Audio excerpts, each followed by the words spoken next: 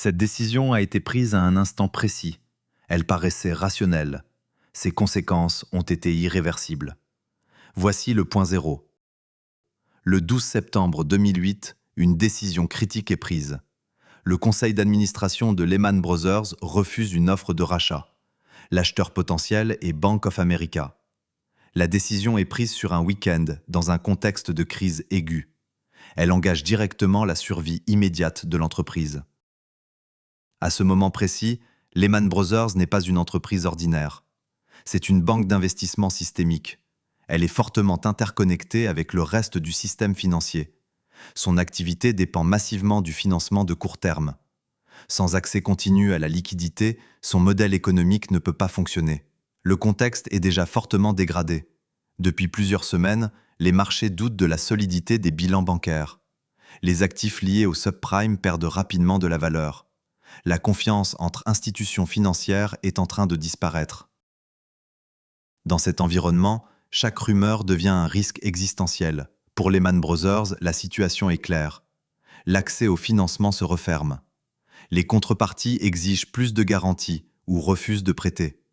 La banque doit trouver une solution externe et rapidement. Sans intervention, la continuité de l'activité est compromise. Les contraintes qui pèsent sur la décision sont sévères. La première contrainte est le temps. Lehman dispose d'environ 48 heures pour agir. Au-delà, l'ouverture des marchés rendra toute solution impossible. La deuxième contrainte est financière. Les réserves de liquidité sont insuffisantes pour faire face aux engagements immédiats. Les actifs disponibles sont difficiles à valoriser dans un marché paniqué. Vendre rapidement implique des pertes importantes. La troisième contrainte concerne l'information. Les dirigeants ne disposent pas d'une vision complète de la situation. Les données évoluent heure par heure. Les décisions doivent être prises avec des informations partielles et instables. Enfin, une contrainte politique et réglementaire pèse sur l'ensemble du processus. Les autorités observent la situation de très près.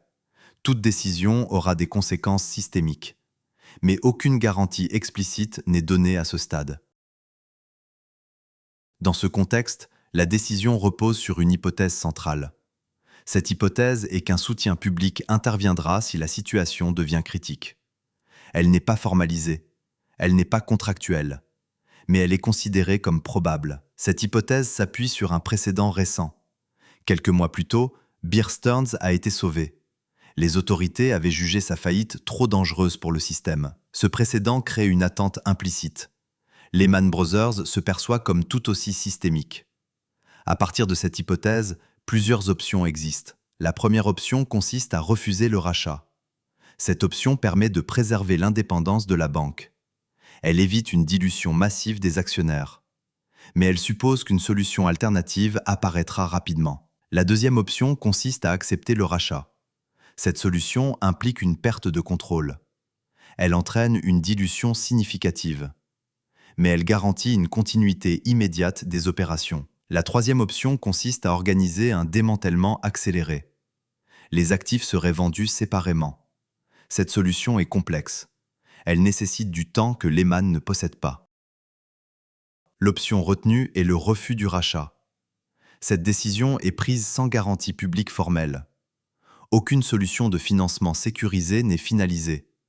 Lehman reste exposé à une rupture brutale de liquidité.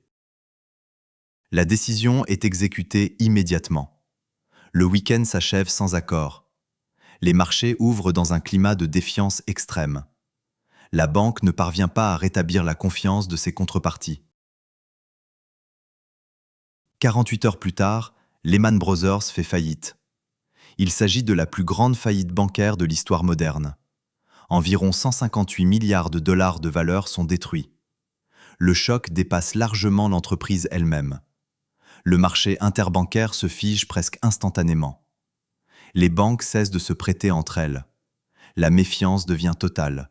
La liquidité disparaît du système financier mondial. Les conséquences se propagent rapidement.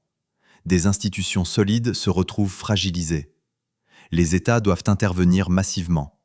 Les marchés entrent dans une phase de panique généralisée. Avec le recul, la décision peut être analysée froidement. Il ne s'agit pas d'une fraude. Il ne s'agit pas d'une erreur technique isolée. Il s'agit d'un raisonnement fondé sur une hypothèse erronée. L'hypothèse centrale était que l'État interviendrait nécessairement. Or, cette intervention n'était ni garantie ni formalisée. La décision reposait sur une protection implicite. Cette protection n'existait pas juridiquement. La rationalité de la décision ne suffit pas à expliquer le résultat. Une décision peut être logique dans un cadre donné, mais si le cadre est mal évalué, le résultat devient catastrophique. La rationalité ne protège pas d'un mauvais modèle mental. La mécanique générale est claire. Lorsqu'une organisation dépend d'un acteur externe pour survivre, sans disposer d'une garantie contractuelle, elle transforme une décision rationnelle en pari existentiel. Le point zéro n'est pas la faillite. Le point zéro n'est pas la panique des marchés. Le point zéro, c'est l'instant précis où la décision est prise, avant que les conséquences ne deviennent irréversibles.